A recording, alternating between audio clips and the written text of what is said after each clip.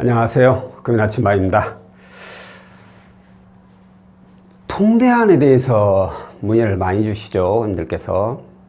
그 이유는 아무래도 고금리 채무를 많이 가지고 있다 보니까 그만큼 이자 지출도 많고, 그러다 보니까 월 납입 금액도 많고, 그래서 이걸 좀 이자 지출을 줄일까 하고 저금리로 대안할 수 있는 방법에 대해서 알아보면 거의 웬만한 상담사들, 거의 대부분의 상담사들이 다 통대안이라는 상품을 추천을 드립니다. 마찬가지로 저에게도 이 통대안이라는 상품에 대해서 문의가 엄청 들어옵니다. 엄청. 자, 제 상담의 3분의 1? 3분의 1 정도 될까요? 그렇게 많이 들어옵니다. 근데 대부분이 안 되는, 통대안을 진행해서는 안 되는 그런 조건을 가지신 분들이 굉장히 많아요. 그래서 저희 쪽에서는 고객님은 이런 내용 때문에 통대안을 진행을 해서도 안 되고 하지도 못하는 그런 내용입니다 라고 말씀을 드려요. 그러고 나서 상담을 마무리하고 전화를 끊는데 나중에 또 전화가 옵니다. 저한테. 상담사 선생님이 안 된다고 했는데 너무 힘들어서요. 제가 혹시나 하고 다른 데 알아봤는데 거기서는 된다네요. 그럼 어떻게 해야 되죠? 라고 하십니다. 그럼 그때부터는 제가 드릴 말씀이 없는 거예요. 왜? 제가 신이 아니에요. 제가 다 100% 정확한 게 아니에요. 그렇기 때문에 그럼 아니요. 거기는 그렇게 해서는 안 됩니다. 거기는 됩니다. 이렇게 말씀드릴 수가 없어요. 단지 저희 기준으로는 통대안이 고객님은 안 되는 조건이고 해서도 안 됩니다 라고 말씀드렸지만, 혹시 모르죠? 다른 업체는 우리보다 훨씬 잘 나가지고 진짜 안 되는 분도 다 되게 해버릴지, 아니면 그냥 무턱대고 질러놓고 보고 되든지 말든지, 잘 안 나와도 이급유권 대부 받고 수수료 또 챙기면 끝이니까, 이런 곳이 많아요. 근데 모르겠어요. 제가 봤을 때 제 기준으로 저희 쪽에서 안 되는 분들 다른 데서 진행하고 다시 저한테 연락 오신 분이 굉장히 많아요. 상담하는 말 들을 걸 그랬네요. 그 이유는 결과가 그리 좋지 않다라는 거예요. 처음에 상담했던 그 상담사는 웬만해서 다 저금리로 될 것 같이 얘기를 다 하더니만 결국 해보니까 저금리 찔끔 나오고 나머지 다 중금리 고금리로 받아버려. 그럼 수수료 또 그대로 다 챙기고, 그건 이제 3개월 뒤에 다시 저금리로 되면 이런 말도 안 되는 소리나 했었고. 그래서 오늘은 저희 기준으로 왜 이런 분은 통대안을 하면 안 되는가에 대해서 제가 한번 설명을 드려볼까 합니다. 자, 통대안의 다른 조건, 그러니까 신용이라든가 회사라든가 연봉이라든가 이런 다른 조건을 다 부합한다고 쳐요. 다 부합하는데 단지 하나, 이 부채 내용만 가지고 제가 설명을 한번 해보도록 하겠습니다. 자, 예를 들어서 연봉이 5천만 원이신 분이 있어요. 5천만 원. 부채 내용을 너무 이쪽에다 했나?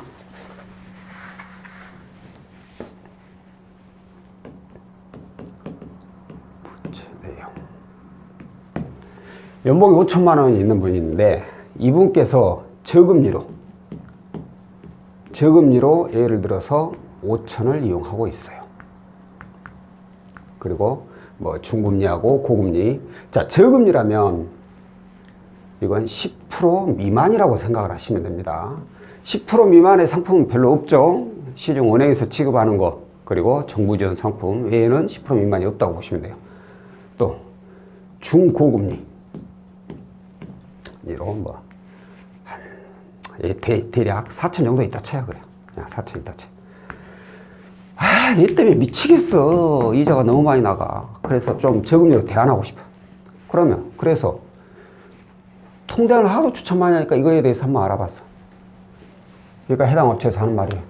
이거 가능하십니다. 만약에 저희 쪽에 있었다, 이분이 문의를 주셨다. 그럼 저희는 안 된다고 합니다. 하지도 마세요라고 해요. 자, 그 이유는 일단은 공무원은 제외입니다. 공무원 제외. 이 이유는 뭐냐면 공무원들은 퇴직금담보대출이라는 게 가능해요. 그렇기 때문에 연봉만큼보다 더 많은 금액을 저금리로도 이용할 수가 있어요. 그렇기 때문에 이분들은 제외를 하고 일반 직장인들, 그런 분들 할게요. 일반 직장인들의 경우에 이제 직군이 각각 나눠지긴 한데 평균적으로 봤을 때 은행에서 나올 수 있는 금액을 약 100%를 잡습니다. 연봉의 100%. 이것도 평균적으로 보니까 하는 얘기지.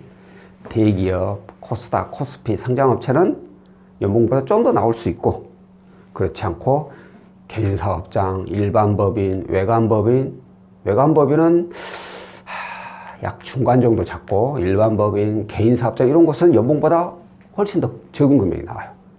그런데 연봉의 이 100%를 잡는 게 뭐냐? 이건 은행 대출이 아니라 저금리 대출을 얘기하는 거예요. 저금리. 말씀드렸죠? 저금리가 뭐뭐 있다고? 은행 상품도 있고 정부지원 상품도 있고. 그러니까 연봉이 뭐 3,500 이하이신 분은 은행에서 받고 또 햇살론을 또 이용할 수 있잖아요. 이렇게 저금리로 해가지고 연봉의 100%라면 아이고.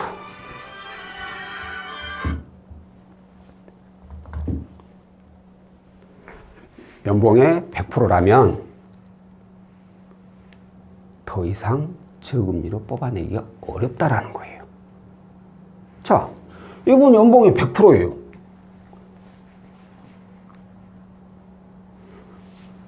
이거 맞추려고, 이거 저금리로 하려다가 이거 다 상환하게 봤자 은행에서 나올 수 있는 게 100%밖에 안 나와버려요. 그리고 그대로 다시 또 이용해야 돼요. 자, 이렇게 말하면 야씨 그거야 뭐 당연한 거 아니겠냐? 그렇게 얘기할 수 있어요. 그러면 5천이 아니라 이걸 3천으로 해볼게요. 그러면 이거 좀 뭔가가 이상해지는데 가능할 수도 있겠는데? 맞아요. 이러면 가능할 수도 있어요. 그런데 이 사람의 직군이 어떻게 되느냐가 틀려버리죠. 대기업, 코스피 상장업체 라면은 이분은 연봉보다 더 조금이라도 추가적인 금액을 이용할 가능성이 높아요. 연봉보다 더 많은 금액. 얼마나 딱 잘라서 말씀드리고 왜 여러 가지 상황이 틀려지니까. 그러면 3천이 이미 저금리로 있는데 이게 없다 가정하면 이분은 최소 일단은 5천은 가정을 할 수가 있어요. 최소. 여기에서부터 과연 얼마까지 가능할 수 있느냐. 이게 이제 의문점이죠. 그런데 최소가 제가 5천이라고 했어요. 그죠? 이 통대안에 대한 잘못된 내용이 뭐냐면 고객님 통대안 하시면 저금리로 8천까지도 이용하실 수가 있어요. 8천까지도 나올 수 있어요. 8천? 그럼 내가 7천인데 이거 전부 다 저금리로 대안할 수 있네? 오케이, 진행해 주세요. 방금 제가 뭐라 했죠? 8천까지도 가능할 수 있다 했죠. 이게 문제, 이게. 8천까지도란 말은 8천이 나올 수도 있고 안 나올 수도 있다는 얘기예요. 가능성을 가지고 이게 가능하다라고 들어버리면 안 된다는 거죠. 나중에 대출 받아보니까 은행에서 5천 나와버려. 그럼 나머지 얼마예요? 2천에다가 수수료 포함하면 거의 뭐 3천만 원 예를 들어서 3천을 받아야 되는데 3천은 다시 이금융권 가야 돼. 그럼 원래 이금융권이 4천 있었는데 이거 1,000만 원 줄이고 이거 2천만 원 높이는 거야. 빚은 1,000만 원 더 늘어나 버리고.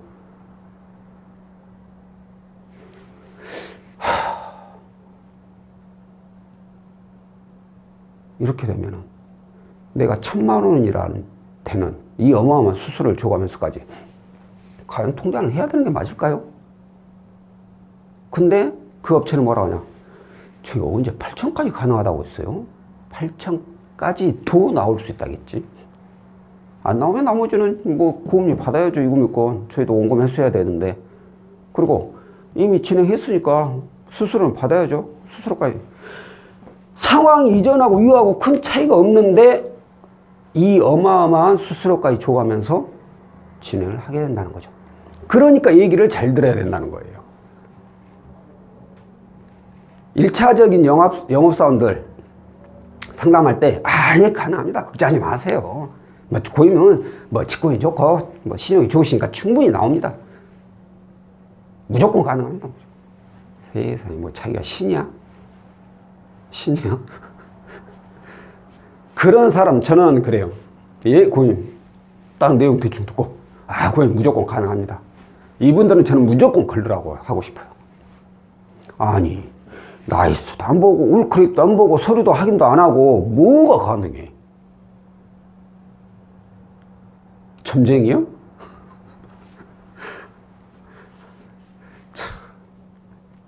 그런데 문제는 이 채무자들이에요.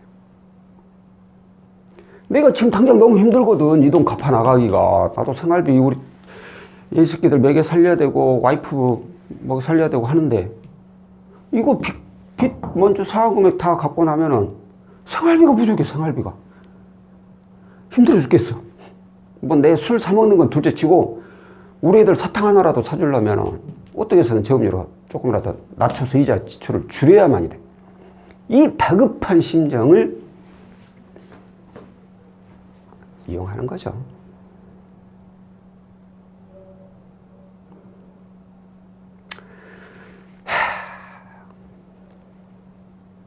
저는 그래요. 저도 뭐 영업사원이고 대출 상담사는 맞아요. 근데 이 대출이란 게 내 실적에 대한 욕심만 가지고 채무자하고 거래를 하게 되면 그 채무자는 나한테 일회용이 되는 거예요. 일회용이라는 단어가 좀 거시기한데 왜? 당장은 숨통을 트어줄 수는 있어요. 근데 한두 달만 지나봐. 바로 힘들어져 버려 또. 근본적인 원인 자체를 고쳐주질 못하니까 잠깐 그냥 한두 달 좀 숨 좀 쉬게 해주는 거예요. 그리고 또 힘들어져. 일반 신용대출이야. 그나마 내가 수수료 안 받으니까 그런다 치지만 이런 것들은 고객한테 수수료는 다 받아쳐가면서 한두 달 숨통 트게 해준다고? 그 이유는 어쩔 거야? 한두 달 숨통 튀어준다는 이유로 그 많은 수수료를 챙긴다고? 이건 아니죠. 그럼 그 고객은 앞으로 그 상담사하고 연락을 하겠어요? 저희 사기꾼 놈의 새끼 그러지. 저도 뭐 제 자신이 100% 떳떳하다는 말씀 못 드려요. 저도 어차피 실적이 올라야지 월급도 많이 받고 그래야 우리 새끼들 아이스크림 한 개라도 더 사주니까. 그런데 최소한 나 자신이 내가 지금 당장 굶어 죽게 생겼다라는 게 아니라면은 모르겠어요. 굶어 죽게 생겼다고 하더라도 채무자한테 욕먹을 짓은 안 해야 된다는 거죠. 모르겠어요. 이제 받아들인 채무자 입장에서는 또 나는 충분히 이분을 위해서 진짜 채무자 입장에서 성심성의껏 해줬는데 그분은 그 결과가 마음에 안 들어서 제 욕을 할 수 있는 분은 있어요. 그런 분은 있어요. 근데 정말 제가 성심성의껏 내 입장이 아닌 채무자 입장에서 상담을 해줘봐요. 제가 하루에 상담건이 솔직히 세보지도 않습니다. 하도 많아서 뭐 수십 건 되는데 그 중에 모르겠어요. 한 10% 정도 될까요? 10%? 10% 정도는 제 문의가 들어와요. 이 얘기가 무슨 얘기냐면 이전에 상담해서 해결했던 분들 또 연락이 와요. 자신의 다른 것을 또 어떻게 해결할 수 있는지 아니면 내 가까운 지인이 뭐 이런 상황인데 좀 해결해 줄 수 있는지 굉장히 고맙죠. 저를 잊지 않고 그렇게까지 또 연락을 취해주고 이런 생각으로 상담을 해야 되는데 일부 상담사들은 진짜 욕먹을 짓을 하죠. 욕먹어도 돼요. 그런 상담사는. 그러니까 오늘 제가 드리고 싶은 말씀은 간단하게 이거 계산하시면 돼요. 내가 가지고 있는 저금리가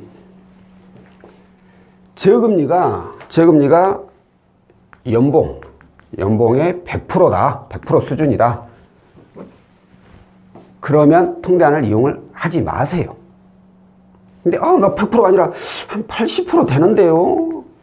솔직히 80%라면 애매할 수도 있어요. 근데 80%도 그렇게 추천드리고 싶진 않아요. 근데 이 경우에는 애매하다. 그러면 계산을 해보세요. 내가 나가는 수수료 있죠? 수수료하고 수수료 빼기 이자 지출. 그러면 얼마나 남는지. 수수료가 만약에 100인데 이자 지출이 예를 들어서 100이다. 원래 똑같네? 그럼 할 필요 있을까요? 근데 수수료가 100인데 이자 지출이 200이다. 고민할 이유가 없죠. 당연히 해야죠. 자, 그러면 이자 지출은 어떻게 계산하냐? 이제 고객님들도 그러니까 채무자분들도 계산을 좀 하셔야 된다고. 그냥 상담사가 이렇게 해서 이렇게 남아요. 충분히 수수료 이상만큼 이자 줄여요. 계산을 해봤냐 이거죠. 계산을. 내가 이걸 주고 5년간 예를 들어서 납입을 한다. 5년간 납입 이자를 계산해 보세요. 그러면은 빼기 더하기만 이거 할 줄 알면 되잖아요. 거기에다가 부수적으로 내 신용이 얼마나 좋아지고 그런 것들도 계산을 해보고. 그러면 제 생각에는 최소한 내가 이익은 못 보더라도 손해는 안 본다는 거예요. 근데 이런 게 다 귀찮아. 아니 뭐가 복잡한 것 같고 뭐 이 상담사 이놈들이 뭐 이상한 말 쓰고 막 알아듣도 못하는 영어 써가면서 해버리니까 이거 뭔 말인가 싶기도 하고. 근데 내 돈이에요. 내 돈. 내 돈이.